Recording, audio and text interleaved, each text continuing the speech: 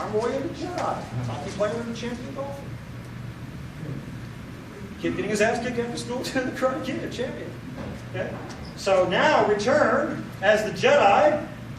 This would make for a great screenplay, right? Return to that guy and say, hi, I'm ready for, and then he's going to, they'll see it visually, right? And say, yeah, I did the exercises you suggested, thank you so much, I've now become what you're looking for. And get hired.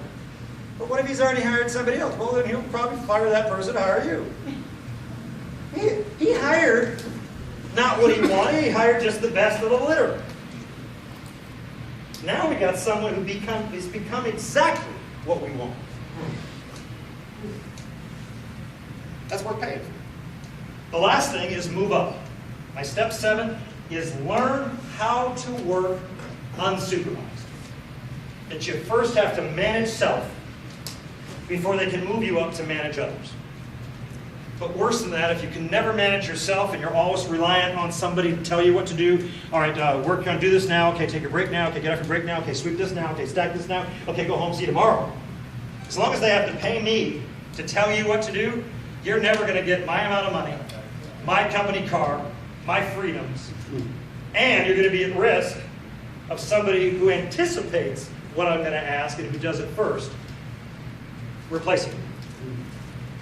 So my step 7 is to ensure that if there's layoffs, you're not the one they lay off. I had all these people at the financial crisis come and say, yeah, I lost my job because of this, which is blank. And while it's true, still, I said, well, how many, did they go out of business? They said, no. I said, so they still have employees? Yes.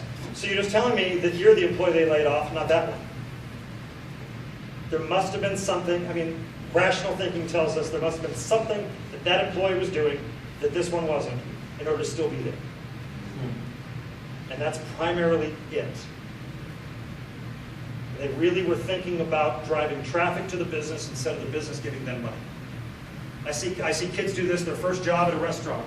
And their first job, they want to, they just get them as a hostess, right? They get a cute 16 or 17-year-old girl to be a hostess.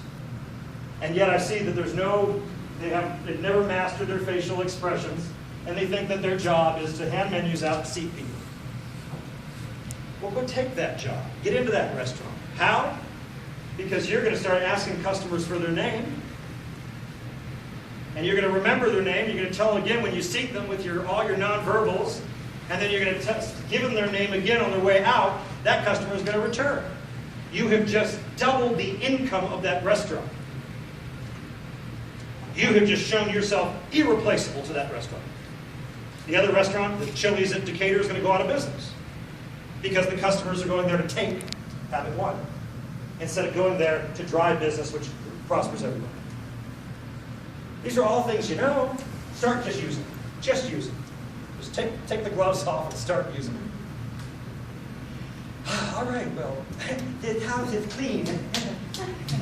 I'm going to have a drink of water, and you guys start to ask questions for your Q&A. And in the meantime, Alicia is going to pass out raffle tickets.